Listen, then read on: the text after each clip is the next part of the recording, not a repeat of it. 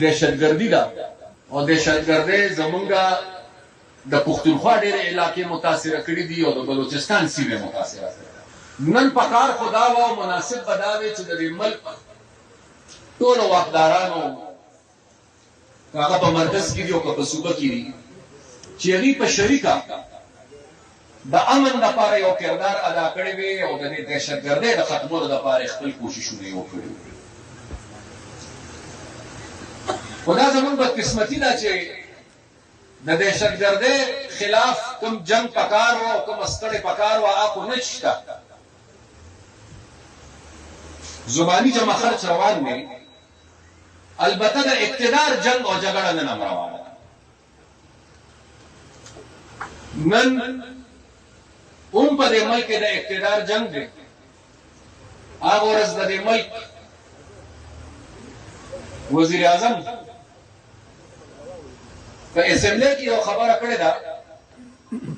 چې که د 2018 حکومت جایز و نو بیا دا حکومت هم جایز دی،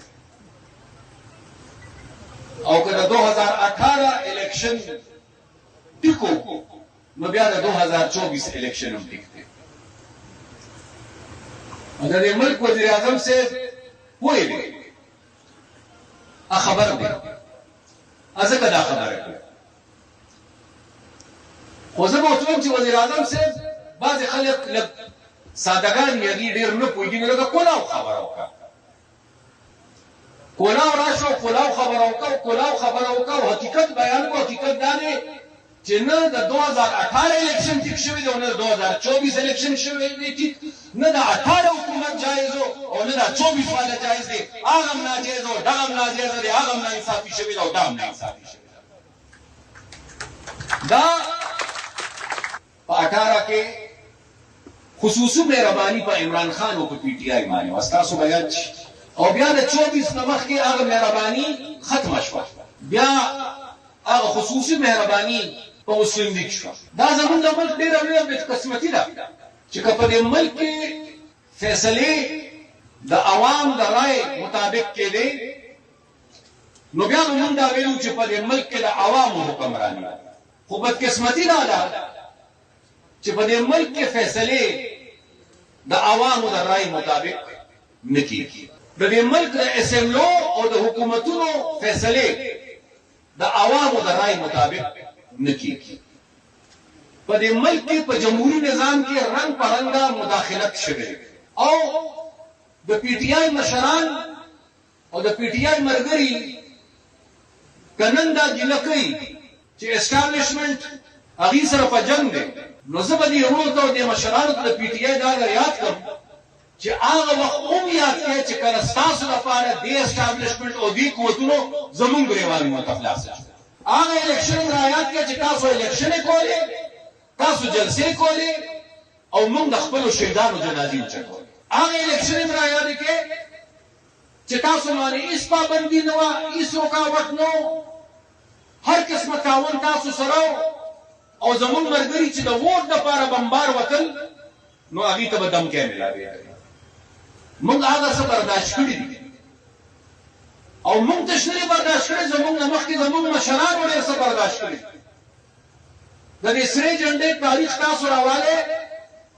کوم ظلم دی چې هغه نه دی شوی، کوم زیاتې دی چې هغه نه دی شوی، کومه بېانصافي ده چې هغه نه ده شوې.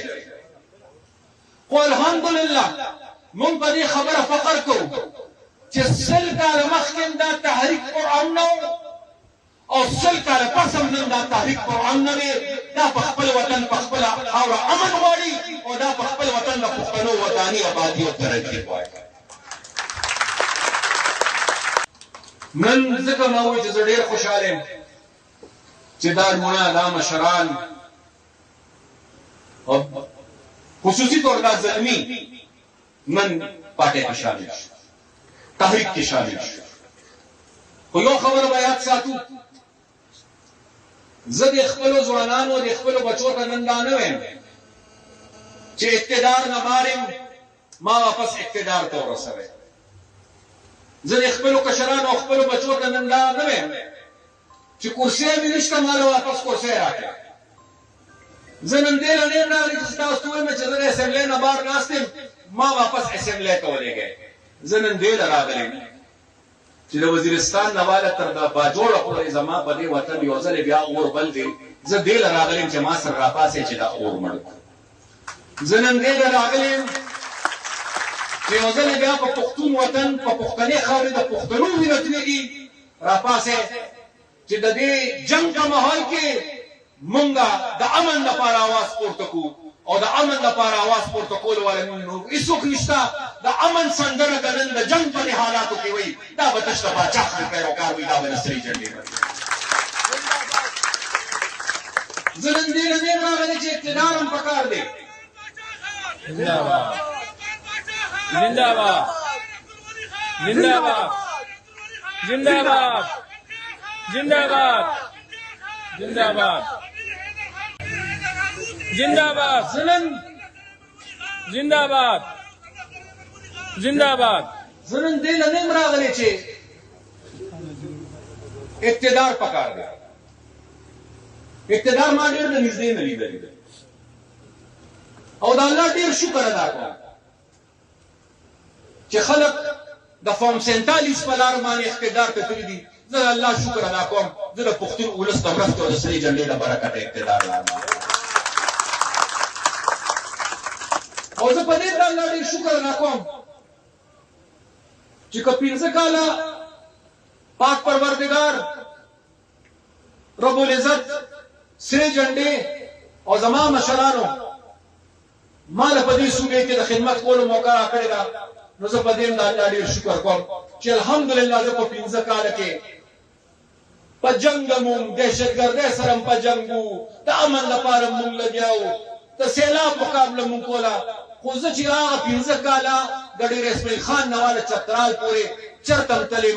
ما چرته پښتنو ته فریاد نه دی کړی ما خپل سیاست نه دی ویلی. زه چې هر ځای ته تلم ما پښتنو ته یوه خبره کړې ده چې د سرې جنډې حکومت دی اختیار شته واک شته خزانه ډکه ده حکم کوئ چې څه وایې انشاءالله د پښتنو په خدمت کې وایي.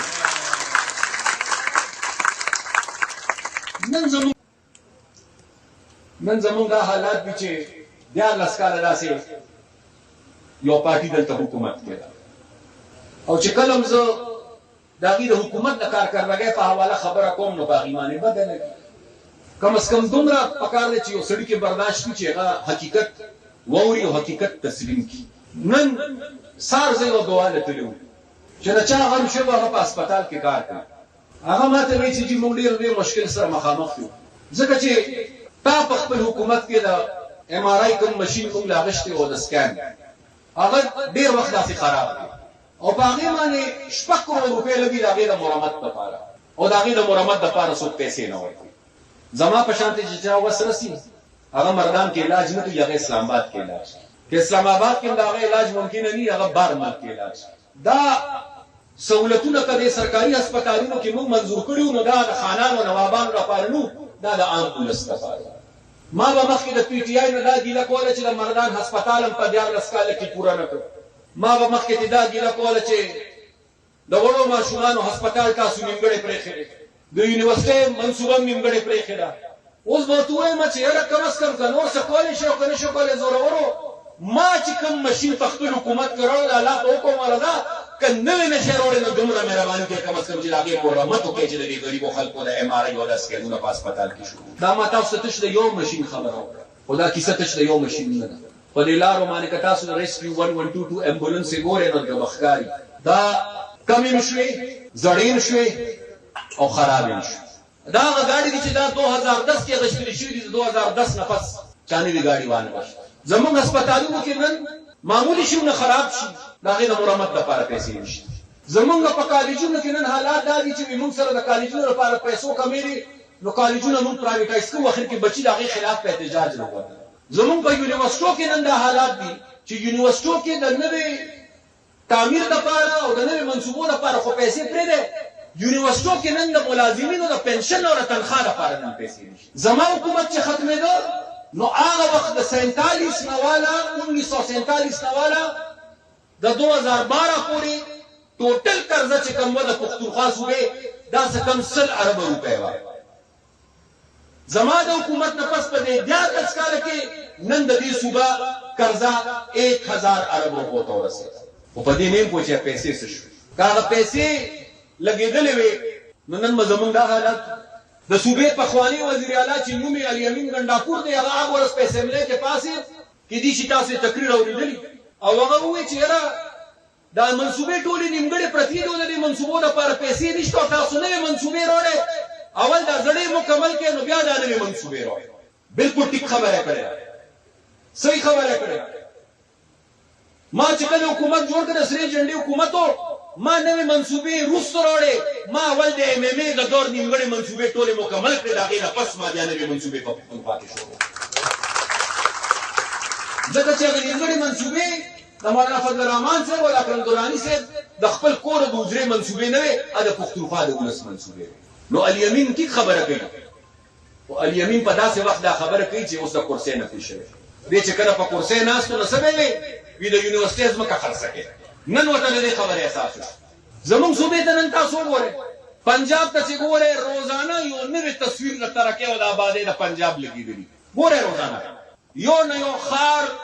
یو نه یو کلی یو نه یو علاقہ یو نه یو منصوبه با د پنجاب حکومت سوشل میډیا باندې ورکړي چې دا زموږ نوې منصوبه ده بیا دې خو خپل صوبې ته وګورئ زموږ روزانه خبر په سوشل میډیا دا د نوې منصوبې نه زمونږ هر ورځ په سوشل میډیا باندې نوې خبر د یو نوې غلاوي زمونږ په سوشل میډیا هر ورځ خبر سي په وزیرستان کې حمله وشو دومره وشو په باجوړ کې دماکو شو دومره وشو کله چې زمونږ په حکومت کې قبایلی علاقه مونږ سره نه و صوبایي حکومت کنټرول او اختیار کې نه و او هلته په ډرون وشو او موږ مخالفت کو واغه وخت عمران خان صاحب د وزیرستان پورې یو جلوس وکړو د ډرون خلاف او موږ ته وی چې دا ډیر نه اهل دی دا په امریکای خرڅ کی نن ته زه تاسو کوم چې هغه وخت په هغه علاقې کې ډرون کې چې هغه زموږ په اختیار کې نه و نن خو په هغه علاقو کې لګیا دي ډرون حمله کیږي چې تاسو په اختیار کې نن خو خبره په خبر پورې رااله نن د حکومت عملداري په دغه علاقو کې مشران او مرګرو ختمه ده نن الته د شپې پولیس گشت نشي کولای نن دا حالات دي زمون په صوبه کې 11 کال وشو 11 کال الته ترقی دلته بربادي الته ودانی دلته مایوسی الته خوشحالي دلته محرومي نن دا حالات روان دي زمون په یو ملک کې د ګیس او د بجلی او د اورو خبره نه کوم او بیا مشکل سره بیا د پی ټی آی لرونه تاسو کوم چې د دې خیر ته جواب را لراکې چې زه دا صوبه خو تاسو چې څنګه سره کول اون کړل 11 کال کې اندازې زه ته ورسوله خدا راته وایي چې دا چا په نوم ووټ غشته وغه سره هم څو کړل دا ووټ دی په خپل نوم غشته دا د ممبرانو خپل ووټ دی دا ووټ خو د عمران خان پر رهایی غشته دا ووټ یې د همدردۍ غشته او دا داسې بختور دي چې کله په وردی مهربان شي او کله په همدردی مهربان شي کله د وردی په زور الیکشن وګټي کله د همدردی په زور الیکشن وګټي څومره وخت شو چې الیکشن شوی دی 2.5 کال رهایی کې عمران خان چې موږ له ووټ راکې چې موږ ووټ والو موږ عمران خان رها کړو دا نوې وزیر اعلی چې راغلو باتور خان نو د خو ځان په وجنه نو دې نه ته وایم چې غیر یمین خو بیا هم تا نه خو کم اس کم میاش کې به یو ملاقات کو خو رهایی خو نه خبره تا خو لس میاشتې کې ملاقات کړې او نه کړې خپل مشر سره لس میاشتې تیرې شو غرض مې خبره داري چې نه د پښتونخوا خدمت وکړې شو او نه خپل مشر سره وفا نه د پښتنو وفادار دي او نه د خپل مشر وفادار دي ورسته روزه تاسو ګورئ د دې کیسې نوې کیسې کرے داسې خرڅيږي لکه د ټیکورو مولو د گازرو دې ته تبدیلی وایي په ټیکو کې کمیشن غشتل کیږي په بل پاس کولو کې پیسې غشتل کیږي دې ته تبدیلی وایي زمون په صوبه کې نن د ټول نوې مسله بدمنیره او دوه ملوي مسله زمونږه کرپشن او درې ملوي مسله نن زمونږ په صوبه کې دا انتظامی بحران دی چې بدقسمتۍ نه دا حکومت د دې صوبې د انتظام چلولو اهل نه دی او بیا په دې حالاتو کې مشران او مرګرو د یو بے انصافۍ نه پاسه بل بے انصاف دا قبایلی علاقې چې کومې زړې وي او زمونږ په صوبه کې پښتونخوا کې الحمدلله ځم کړی شوی اخر ته معلومې دي کنه وزیرستان دی औरंगजेब दी कुरमदा खैबर दे ममंगो इलाका दा बाजवाड़ इलाका दा और बया चिकन द सूबे लांदे इलाके वे पाटा बे वटवे द मलकन शुरू कीगी शांगला पकेरे स्वात पकेरे बुनेर पकेरे बीर पकेरे चतराल पकेरे खास कर दा कबायली इलाके चिकन वे नो दा जंग जपल